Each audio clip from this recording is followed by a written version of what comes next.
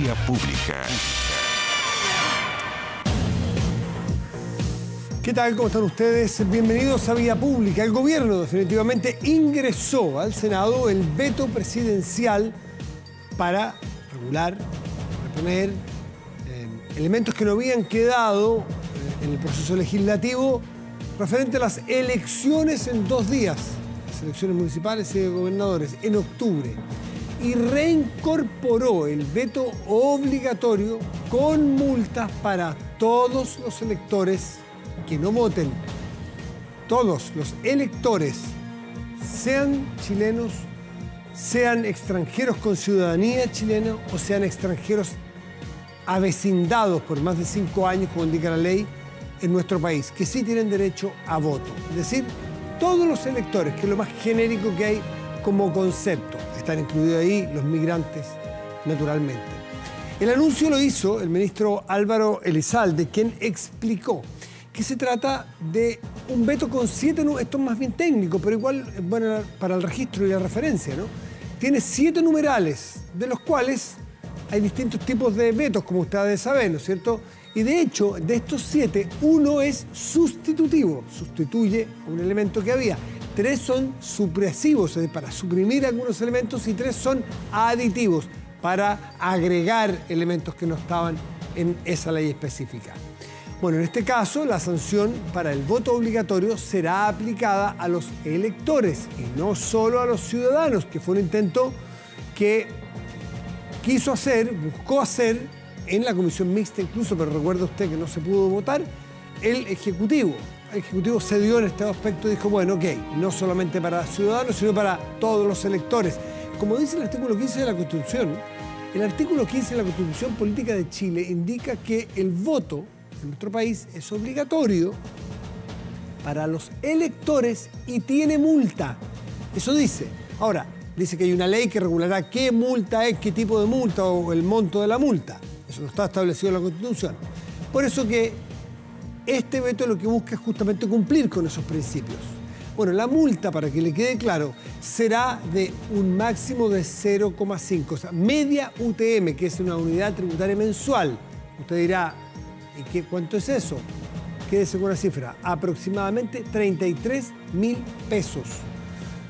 Ahora, esto es un cambio muy importante porque antes de este cambio, la multa estaba considerada, cuando se discutió, en 200.000 pesos. Un pelito menos, pero redondeamos, 200.000 pesos como máximo, con lo que se multaba anteriormente, entonces, a quienes incumplían la obligación del voto. Además, incorporó este veto el feriado irrenunciable para el día domingo, aunque serán 2 días, el domingo será feriado irrenunciable. No obstante, las medidas tendrán un carácter transitorio, es decir, que solo serán para esta elección de octubre. Es un buen momento, este elemento final, es un buen momento para ponerse a pensar en una estructura o en un marco que contemple todas estas cosas para las futuras elecciones. ¿Por qué hacerlo ahora o un mes más? Porque si uno lo hace para la elección del 2026 o 7 u 8, no sé en qué año exactamente van a caer las próximas elecciones, y si uno ahora regula bien todo, las multas, quién sí, quién no, feriado o no feriado, nadie puede decir que se está haciendo un cálculo político, porque se hace antes de. El problema es cuando entra esta sospecha de que ustedes están cambiándolo ahora porque quieren favorecer, porque están asustados, porque esto y el otro, y ha pasado siempre.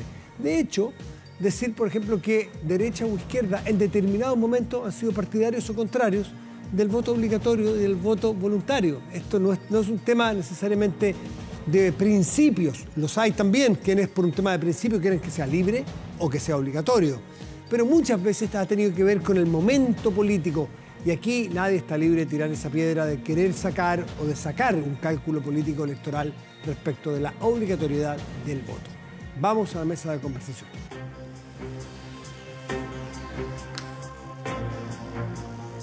Sobre este tema y otros conversamos en este momento con nuestros invitados, el senador del Frente Amplio, Juan Ignacio Latorre. Senador, buenas noches.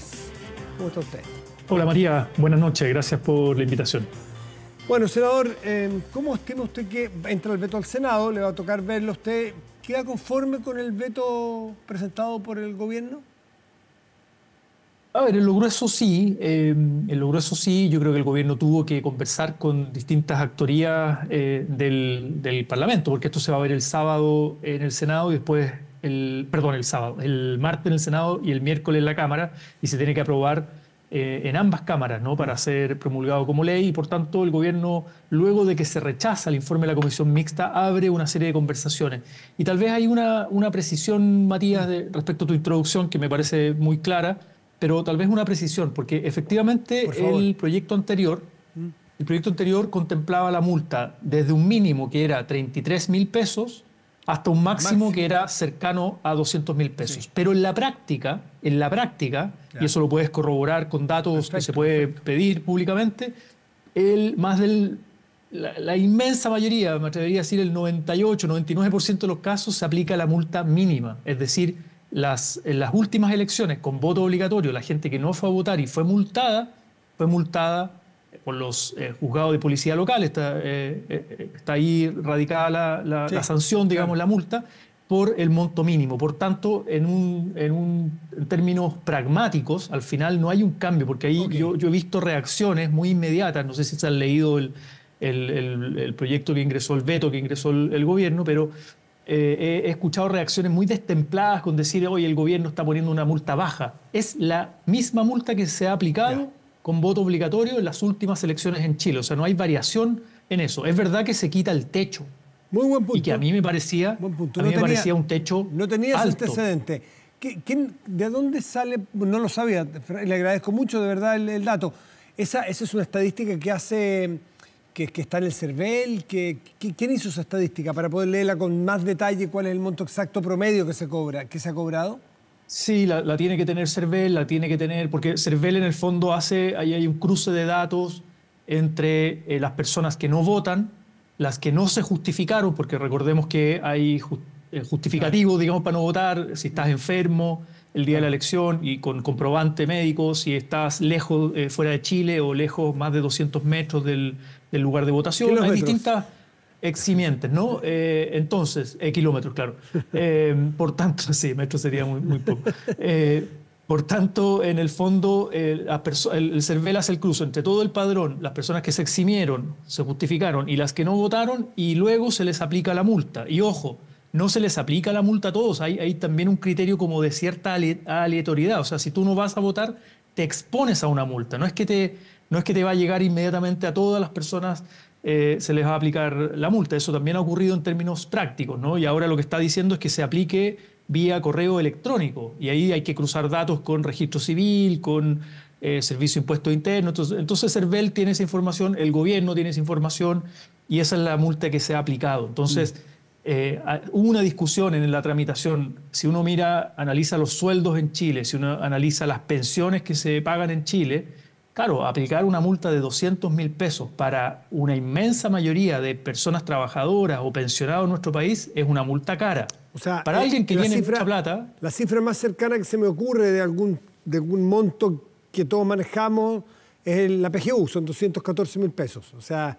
214.000 pesos de un pensionado, imagínate, te queda prácticamente sin pensiones. O un trabajador que desde julio recibe el salario mínimo de 500.000 pesos, prácticamente la mitad del salario. Entonces, es una multa muy onerosa para una inmensa mayoría de gente. Para gente que gana mucho dinero, da más o menos lo mismo, ¿no? No va por ahí el tema, pero... hay que pensar con criterio de realidad, y por eso se aplica la multa mínima. Y no hay cambio en eso. Los vetos, senador, no se discuten, se votan. A fardo cerrado. Mire, lo que viene, ¿no es cierto? Sí, pero a ver... se puede negociar antes. De hecho, entiendo que el gobierno hoy día presentó un veto, luego retiró y presentó otro veto con algunas correcciones, pero no se llegó a votar. A ver, dos cosas. Primero, salió información en un medio en la tarde que el gobierno había retirado el veto. Y la verdad es que yo estuve en la sala del Senado y hubo un momento, solo un momento, en que se ingresa formalmente un veto, un proyecto, ¿no? Sí. Y ese es el momento, el único en el que se ingresa formalmente. Y de hecho, el vicepresidente del Senado, Matías Walker, sale junto con el ministro Elizalde a aclarar que el único texto que se ingresó formalmente es el que ya conocemos. Antes puede haber circulado borradores que, producto de estas conversaciones políticas, ¿no? de negociación en definitiva, donde algún borrador parece que decía que podían eximirse también las mujeres embarazadas o ciertos adultos mayores de determinada edad. 70 Pero años. ese proyecto no llegó, no se ingresó formalmente. Entonces, ahí Pero como fue- para precisar una Es información bueno que para salió precisarlo, pero en un medio. ¿ese fue un trascendido de alguien que no sabemos quién o fue un documento que entregó el ministro Elizalde como ya, este es el veto que yo... Tomen, aquí está el texto del veto que vamos a presentar. O sea, a ver, la pregunta de otra manera. Hoy a mediodía la intención del gobierno, según su información, era incluir o más bien excluir de la obligación en ese texto a los mayores de 70 años y a todas las mujeres embarazadas, o nunca estuvo en la idea del gobierno. Respondo al tiro, Matías. Solo quería terminar el punto donde tú me preguntabas sobre si el veto se vota inmediatamente o pasa a comisión. Mi experiencia, tanto en el gobierno de Piñera como en el gobierno de Boric, se han ingresado vetos y en algunos casos pasa por comisión previa y hay un informe de recomendación de la comisión, incluso el cómo se va a votar. Por ejemplo, que se voten, en este caso son 7 numerales, como es un veto que tiene, tú lo decías, ¿no? Supresivo, aditivo, sustitutivo, etcétera. Entonces, claro, hay 7 numerales y en algunos casos se vota un paquete completo o en otros casos se vota por numeral por separado. Y eso lo puede recomendar la comisión especializada que tramitó el proyecto anterior. En otros casos pasa directo a la sala. Está bueno ese punto, no lo conocía varía, hay tampoco. una práctica parlamentaria que ha variado, digamos. ¿Y quién ¿no? define si se vota numeral por numeral? Al final, a ver, la mesa tiene como la última palabra, ¿no? Y a veces la mesa convoca a los comités y ahí se define la forma como se va a votar. Nosotros estamos convocados el día lunes a la reunión de comité con la mesa del Senado todos los lunes y ahí se definen a veces estos aspectos técnicos. Ya. Y insisto, muchas veces viene con recomendación de la comisión especializada. Entonces, son procedimientos y práctica legislativa que puede variar. Se puede, insisto, se vota directamente en sala como paquete o numeral por numeral, cosa que a veces ocurre, se cae alguna parte del veto también. Si no tiene el quórum necesario, se cae alguna parte del veto o se aprueba completo, ¿no? Y respecto a la información de este trascendido en un medio de comunicación, yo desconozco el detalle, Matías. Yo lo que sí sé es que el gobierno estuvo en diálogo hasta el último momento a presentar el veto final que se presenta formalmente en tratativas y en conversaciones. Y es lo que tiene que hacer cualquier gobierno cuando se le cae un proyecto en una comisión mixta y hay que reponer la discusión. Además, estando a pocos meses de la elección municipal de octubre. Entonces, yo sé que el gobierno estuvo, mire, entre seguir la línea que solo esté radicado el voto obligatorio para los ciudadanos y por tanto que sea voluntario para los extranjeros. Esa discusión estuvo hasta el final. El tema de quienes se pueden eximir, personas mayores, personas embarazadas, etcétera, también, pero finalmente quedó lo que quedó. Respecto del voto, que al final no va a ser así, pero la discusión esa que usted plantea para los extranjeros, que iba a ser solamente obligatorio para aquellos extranjeros que tuvieran la ciudadanía chilena y no para aquellos extranjeros avecindados por más de 5 años que adquieren de inmediato la posibilidad de votar, para ellos no era obligatorio. ¿Le parecía buena esa solución de los ciudadanos y los electores o usted prefiere mejor que sea obligatorio para todos los electores? ¿Usted qué prefiere? Un par de cosas. Mi posición, yo lo he dicho públicamente desde hace tiempo y lo he mantenido independiente de la calculadora, independiente que en una elección me vaya mal o en otra me vaya bien. Yo creo que el voto en una democracia debe ser obligatorio, debe ser parte de los deberes cívicos, así como tenemos derechos y yo defiendo los derechos humanos. Y los derechos civiles y políticos en una democracia son muy importantes, el derecho a elegir y ser elegido, a formar partidos políticos, organizaciones, etcétera, al debate democrático. También creo que tú, al ser parte de una comunidad política, tienes que hacerte corresponsable de las decisiones colectivas que ahí se toman y un mínimo es ir a votar. Esa es mi posición como de principio. Ahora, ese principio hay que bajarlo y uno mira la experiencia comparada, mira la experiencia española, por ejemplo, que me tocó vivir en ese país, y los países tienen distintas regulaciones. Lo que tenemos en Chile es muy raro a nivel internacional. Es decir, los países, por ejemplo, a las personas migrantes que llevan determinados años, esto es relativo, Chile pone 5 años, podrían ser 10 años, podrían ser 3, 7, da lo mismo. Esa es una discusión que se da en el debate democrático. Pero no les das la posibilidad de que voten en todas las elecciones. Solo a las elecciones locales, en primera instancia. O sea, le vas abriendo el derecho al voto, el derecho y el acceso al voto de a poco, por decirlo así, ¿no? En una primera etapa, solo para las elecciones locales. Es razonable. Como las que vamos a tener en octubre. Alcaldes, concejales, gobernadores regionales, core. Y no votan ni en las presidenciales, ni en las parlamentarias, etcétera, ¿no? Entonces ahí hay una regulación. De hecho, te quiero dar un dato, Matías. En mayo de este año, hace pocos meses atrás, 5 senadores de la UDI, colegas míos de la UDI, presentaron una reforma constitucional, entre otros aspectos, plantean lo que te estoy diciendo. Y que yo incluso en ese punto estoy de acuerdo. Plantean, el proyecto tiene que ver con otros elementos también de, por ejemplo, ampliar los tipos penales para aquellas personas, sean extranjeras o nacionales, que estén condenados a pena aflictiva y le quitas el derecho a votar, o sea, lo hacen más restrictivo, ¿no? Y ahí amplían los tipos penales. Es una discusión interesante que plantean. Pero hay un aspecto de la reforma constitucional que plantearon en mayo de este año, senador Coloma, senador Macaya, senador Durana, Ebensberger, etcétera, en que están citando textualmente lo que te estaba diciendo respecto al caso español. Es decir, que los extranjeros con residencia en Chile voten solo en las elecciones municipales. Eso lo está planteando la UDI, senadores de la UDI, en mayo, recién, ¿no? Entonces, es una discusión que no hemos dado en nuestro país. Es más sano, senador, y esto se ha planteado bastante estos días, hacer discusiones de este tipo alejadas en un tiempo prudente de las elecciones para evitar las especulaciones. Esto es lo mismo que ocurre cuando un presidente, cualquiera sea este, en cualquier país, plantea, dada su experiencia o a la luz de su experiencia, mientras gobiernan en su ejercicio, plantear, por ejemplo, la reelección si no existiera, pero a partir del siguiente mandato y no del propio para no beneficiarse. Eso es bastante, se ve, no sé qué opina usted, virtuoso, sí. Porque dice, a la luz de mi experiencia, por ejemplo, pongamos el caso chileno, 4 años son poco. Yo creo que sería bueno poder reelegirse inmediatamente, pero no yo, el siguiente, para que ese tipo de cosas le dan espesor, le dan más tonelaje a la institucionalidad, ¿o no? Versus 2 meses antes, 3 meses antes. Yo estoy muy de acuerdo. De hecho, toda la discusión sobre reformas políticas, el sistema político, después de los 2 fracasos del proceso constituyente, donde habían grandes propuestas de reformas estructurales al sistema político, lo que se ha planteado en el debate, todavía no hay ningún proyecto presentado, pero es que empiecen a regir gradualmente y no inmediatamente para el próximo año, porque si no, el incumbente se ve tentado, digamos, a legislar en función de tu interés personal o partidario, ¿no? Y eso nunca creo que es bueno para la democracia. Yo creo que los cambios hay que hacerlos así. Ahora, nos metimos en este debate y lamentablemente a tan poco tiempo de la elección de octubre, entre otras cosas porque fracasó el intento de la comisión mixta y se cayó y tenemos que seguir legislando de algo que debió haber sido zanjado hace tiempo. El proyecto del gobierno se presentó hace bastante tiempo, hay que decirlo, pero se trancó la pelota.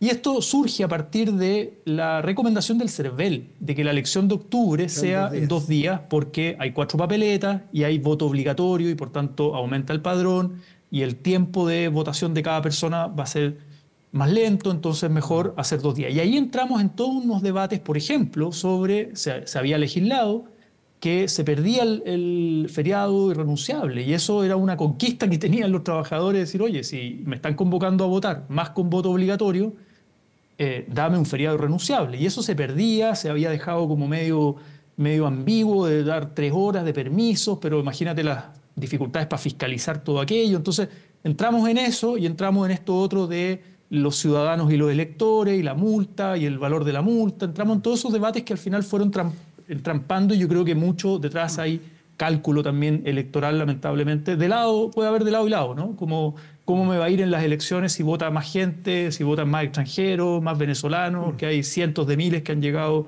a Chile? Y ahí surgen los videos de las campañas que hizo la UDI hace un tiempo reclutando venezolanos para ser los militantes. Bueno, y ahí entra todo ese debate, pero a tan pocos meses de la elección creo que enturbia y le baja el nivel al debate público. Esa es mi impresión, ¿no? A propósito de medidas cercanas a las elecciones y que no son inocuas, le voy a cambiar de tema. Quiero saber cuál es su opinión, además que usted no es senador por la región metropolitana, respecto del anuncio del presidente, a través de su ministro de Justicia, de la construcción o ampliación, más bien, de la cárcel o del penal Santiago I para hacer cupos especiales para máxima y alta seguridad, que ha congregado un rechazo fundamentalmente de la alcaldesa de Santiago, pero también muy y sorpresiva transversalidad desde Johannes Kaiser al Partido Comunista, oponiéndose a esta cárcel de alta seguridad, probablemente porque ningún candidato a nada a la región metropolitana puede o quiere verse, entre comillas, vinculado a esta decisión porque el elector se la puede cobrar electoralmente. ¿Cómo ve usted esta medida?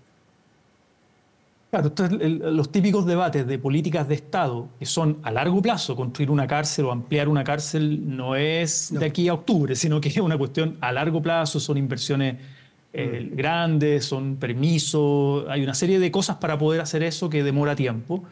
Y por tanto, si tú le preguntas a la ciudadanía, oye, Chile necesita ampliar sus cárceles, necesita cárceles de alta seguridad para los nuevos delincuentes y estas bandas peligrosísimas que matan gente, y te aseguro que el 99,9% te va a decir sí. Pero no en mi casa. Después te van a preguntar, ¿usted lo quiere cerca a su casa? No, te van a decir inmediatamente. Entonces es un debate súper complejo y ahí surgen las ideas creativas de algunos, ¿no? Pongámoslos en una isla, en el desierto y no sé qué. Ya, así como antiguamente, ¿no? La isla de Alcatraz y otras experiencias en el mundo y en Chile también. Bueno, en Chile hay algunas. Es que... me he contado hoy de una persona que conoce la cárcel de Antofagasta. Yo no la conozco. No sé si usted me dice que queda bastante fuera de la ciudad, más bien en el desierto. Seguro. ¿Podría ser? Seguro que puede haber, y yo no propongo eso, lo que hay que mirar que sea viable el proyecto. Claro. Lo mismo se ha planteado, por ejemplo, el usar Punta Peuco, trasladar a los Punta Peuco a otro recinto, ya que no son tantos, digamos, y ahí hay un recinto grande. Entonces, bueno, hay distintas alternativas, pero yo en esto prefiero ser como bien institucional, y estas decisiones les toca a los gobiernos de turno, y las tienen que tomar a pesar de que a veces puedan ser impopulares, incluso en periodo electoral para una determinada comuna, aunque sea una persona aliada como es Irací, que yo la respaldo en su reelección. Y entiendo que sea complejo el debate para su campaña, pero estas son políticas de Estado y el presidente de la República, el ministro de Justicia, Luis Cordero, son los responsables de tomar estas decisiones de Estado, porque ni siquiera las van a inaugurar ellos, ¿no? Sino que probablemente la inaugure el próximo gobierno o quizás en cuánto tiempo más, pero hay que tomarlas ahora.